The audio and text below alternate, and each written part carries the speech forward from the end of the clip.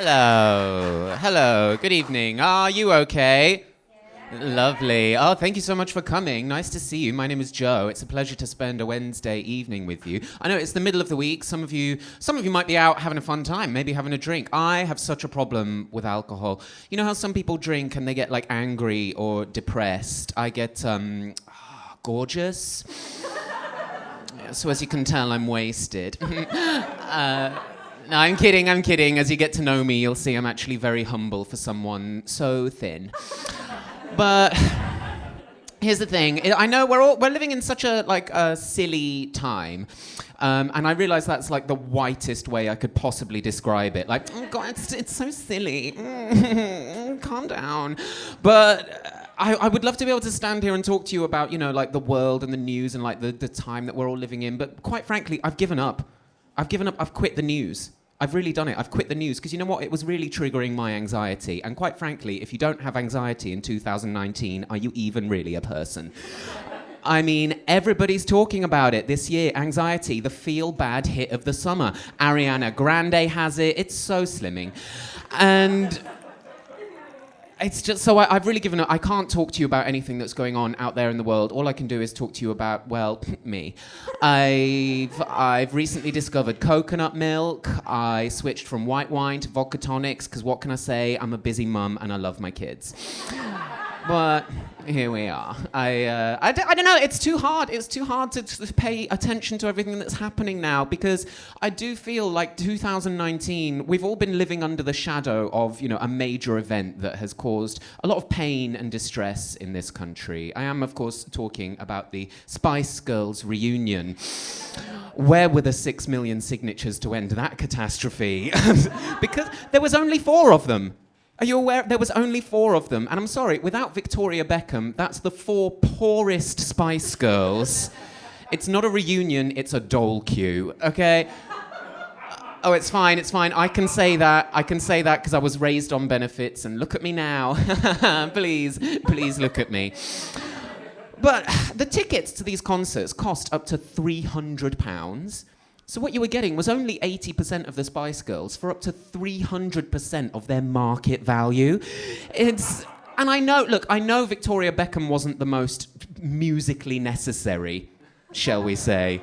You know, if they were an orchestra, she's the triangle. Isn't she? You put her on the end, there she is, sort of pointy and pointless. But I think you need that. I think you need the worst part of something just to have the full experience. Like, sure, Posh Spice was no one's favourite Spice Girl, just like no one's favourite part of Christmas Day is the argument, or, you know, no one goes to an orgy for the crisps. But, okay, that was a bit gross, I'm sorry. I'll think of it another way. Maybe the Spice Girls without Victoria Beckham, it's a bit like a cat without a tail. You know? The tail, it's not lifting any of the weight, but you miss it when it's gone. Say if your cat has an accident, you might take it to the vet, and they bring it back to you, they'll say, "We're so sorry, we had to amputate the tail." So you take it home, you try to love it the same, but every time you stroke it, you can't help but think, "I wish that car had killed you." That's what our country's been going through. Sorry, I know that makes it sound like I want all of the Spice Girls to die, and I don't. Just Victoria Beckham. Because she ruined it, didn't she? And I should say, I am old enough to remember the Spice Girls, by the way. Maybe I should be clear about that. I think I'm older than I look. I think it's important that you know that, otherwise you'll be going home thinking, that 6-foot child was very sarcastic. But I think people are surprised. Like, here's the thing, I'm gonna be 35 in 4 years. So, yeah, 31. I don't know if I look 31. I think I look more like I used to be a wooden boy. But I'm aware, 31, it's not old. I don't know if anyone else is sort of 30 or of that, cusp. I think 31 is not old, but it's maybe your early 30s are the first time in your life when you start to realise that there's a whole new set of grown-ups younger than you, and you look at them and you think, fuck off. Honestly, I've got a friend called Ed who was born in the year 2000. Do you remember when we were scared of the year 2000? Nothing that was going to happen in the year, just the calendar year. I mean, God bless these kids. I don't know, I look at these kids, I'm so confused. That's too recent to be a real person. I'm sorry. I've got a brother that was born in 2000. I've only just started treating him as though he's got human rights. Do you know what I mean? Like, if I like, it's just so, I still think of the 90s as the recent past. If I'm writing a letter, I still start the date with 1990. I'm kidding, I'm 31. What's a letter? But I look at people like my mate Ed, I look at him and I don't get it. I don't get their world, their culture. I look at them and I think, oh, well, it wasn't like that in my day. And I'm too young to have a day. But I look at them and I think, well, what is this? What is their culture? What is their music? Billie Eilish? It's just whispering. And, you know, they're celebrities, they're icons. They're just sitting at home watching videos of other kids their age flipping water bottles for thousands of pounds. And I mean, you know, in my day, if you wanted to be a star, you had to leave the house. You did. You had to get out there, buy a video camera, take it home, and make a sex tape. That was good, honest work, right? You had to get your hands dirty. Paris Hilton crouched so that we could run. That is a true role model. And look, I know the Spice Girls weren't the best role models. I mean, why did they call the black one scary? But I know it's an uncomfortable truth. But here's the thing. I do think they had a positive message because they were 5 normal girls, just like I was. And they weren't the best singers. They didn't bother with dancing. But that didn't stop them. You know, they still worked hard and they rose to the top. So their message to me was, hey, kid, you know what? You don't have to be perfect. But you can still be amazing and well. Voila. Okay, some crowds choose to applaud that little act of self-love, and no, you're still not doing it fine. That's just what we call a hate crime. Now, here's the thing, the reunion, the Spice Girls reunion was very controversial. I don't know if you're aware, because of course in the 90s they were all about girl power. Girl power, that was the message. But when they came back at the beginning of the year, they said, oh, it's no longer girl power, now it's people power. Yeah. So some people were worried that this meant maybe the Spice Girls had, like, turned their back on feminism. Some people think the Spice Girls invented feminism, and just FYI, that's not true.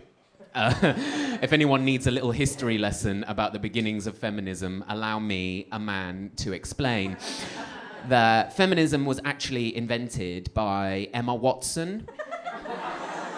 Yeah, you know, out the Harry Potter films, you know the one, she played White Hermione. And here's the thing, I don't know, that some people were worried that maybe this was evidence that the Spice Girls were, like, secretly a bit right-wing.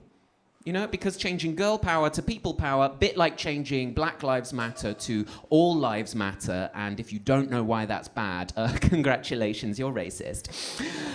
Don't worry, it's bang on trend.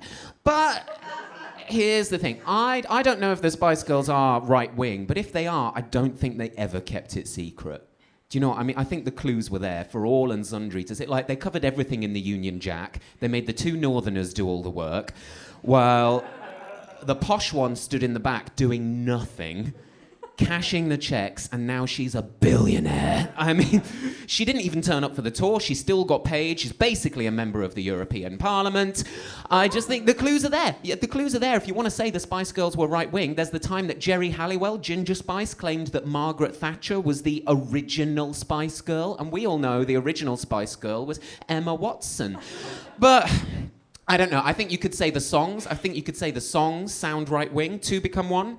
2 become 1. Maybe that was their prediction for universal credit. And in the smash hit Wannabe, when they sang, if you want my future, forget my past. I mean, what a Tory statement. You know, I mean, they might as well have been singing, if you want my promise of taking back control and more jobs for British people and more money for the sick and vulnerable, then forget that I've routinely decimated British industry, made it increasingly difficult to access health professionals and push thousands into poverty, because taking is too easy, but that's the way it is. Oh, thank you. Thank you. Redeemed. I'm just saying it's the pop reunion you never knew you didn't want. You know, like when they said they were going to do those concerts, I was like, oh man, no one's going to go to that. And then I did. Did go to that. The tickets were a gift from my boyfriend. Surprise, he's gay, what a twist. And... Okay, I get, like, no one is surprised. You know, I think this turtleneck is doing most of the work. But, you know what, isn't there that phrase? There's a phrase, like, a picture's worth 1,000 words, but a tight turtleneck is a good 100 blowjobs. That's... Okay, I get, yeah, no one says that. That's just my way of telling you I've got a very muscular neck. But... I have a boyfriend, he's wonderful. We met the old-fashioned way in prison. No, we met because we had a mutual app. And when we met, we realized we had so much in common, like postcode. And that's about it. That's all anyone's looking for these days. Now, we live together. Moving in with a partner is a big deal, isn't it? You want to do it at the right time in a relationship, not too early, not too late. We knew it was the right time for us because we'd been together about 3 years and we live in London. So the romance was dead, but the rent was high. And you know what they say, you've got to kiss a lot of frogs to find a prince. Let me tell you, if you find a frog with a pond in Zone 1 with bills included, mama's gonna compromise. And so we went to the Spice Girls concert. We went in my hometown. I grew up in a place called Coventry. Does anyone know it? No, that's fine. If you don't know it, Coventry is very famous. It's a city in the Midlands. We had a big cathedral that was bombed during the Second World War, so we replaced it with 11 branches of Greggs, which is like a vegan delicatessen. And Coventry's quite a working class city. It's predominantly working class. And I'm not saying that to make out like, get me, I'm dead working class. Like, no, come on. Like, technically I'm middle class, but I identify as class fluid. Because I grew up in like quite a rough part of town where all the other kids thought I was really posh because I had a PlayStation and a dad. Like, not in the same house, I'm not royalty. But I feel like I've lost touch with my roots. You know, I think I maybe come across quite posh now because I've lived in London for 10 years and I've lost my accent because I wanted to sound employable. And yet, here we are. I'm literally being paid in pizza. But I think I seem quite posh now because I've lived in London for 10 years. And if you live in London, it's really easy to meet a lot of posh people in the wild. I mean, I've killed 7 this year. But, like, this is the world I live in now. I meet so many proper posh people, and they are my friends. In fact, I live with a guy who is so posh that every week he goes to the supermarket to buy 3 bottles of their finest ironing water. Have you heard of this? Ironing water? Eau de la iron. It's the most annoying thing. So you know, like when you iron your clothes, you've got to put the water in so that it makes the steam and the sound. You know, the sounds like a Glaswegian doing ASMR. Go to sleep, laddie. Nationalism's actually not that bad. That, you could just use water from the tap. This, bottled, flavoured water. Yeah. It's from Waitrose Essentials range, okay? Orange blossom and pomegranate. Okay, there were weeks I couldn't afford bread, but the iron is on a juice cleanse. It's so annoying. Now, you know, I'm trying to sort of like keep in touch with my roots, but I've got a proper working class grandma. Her name's Mary, which is short for Kathleen. Don't you love when a working class grandma has a stage name, but her stage is Loughborough Market every Thursday? She'll say that classic grandma thing to me. She goes, "Oh, I don't know how you do it. I don't know how you do it in that London. £7 for a sandwich." Grandma, what? I don't spend £7 on a sandwich. I buy quinoa. She goes, "Oh, but I went to that London once. I couldn't find lunch for less than £7. It was only a cheese batch." Grandma, where were you getting a £7 cheese sandwich? Do you know where she'd been? Harrods. Yeah, the canteen of the Sultan of Brunei. She thinks that's my life every day, even though I have to drink from the iron to survive. So so annoying. But I know why she thinks that. It's because I've started acting really posh. I've picked up a lot of posh traits. I do so many posh things now. So, for instance, whenever I go to a restaurant, firstly, I call it a restaurant. I don't speak any French, but I'm now fluent in wanker. And I go to a restaurant, first thing I do, sit down, click, click, click, garçon, garçon, and I order a sparkling water, because posh people love things that are disgusting. And something else I do that you could do in your lives if you want to look a bit more fancy. Now, whenever I cross the road, I look in the opposite direction to the traffic so people think I've just come back from Paris. It's really working. It's annoying. Sometimes I feel like if you grew up in a small place, sometimes when you meet posh people in places like London, they can be quite patronising. I feel like I meet a lot of people who presume that if you grow up in a small place, you must have been surrounded by like backwards homophobes who voted Leave, and it's like, no, actually, we've got broadband and a gay bar. Don't ask about the referendum. But I say gay bar, I mean car park. It's fine. You can park your car in the woods, but I just feel like I meet people who say things like, oh, was it terribly difficult? Was it terribly difficult growing up gay in the Midlands? As though you don't get naturally occurring gays north of Cambridge. You know, well, I've heard there's a flock of wild lesbians in Yorkshire, but I think they just escaped from someone's menagerie. It's Hebden Bridge. But here's the thing, I don't know. I feel like people often presume that if you grow up in a small place, then you probably never met anyone who is LGBTQ, or as I now say, LGBT quoi. Because I'm just so fancy. I don't have any idea how long that's been. That's long enough, actually, isn't it? Yeah. All right, bye.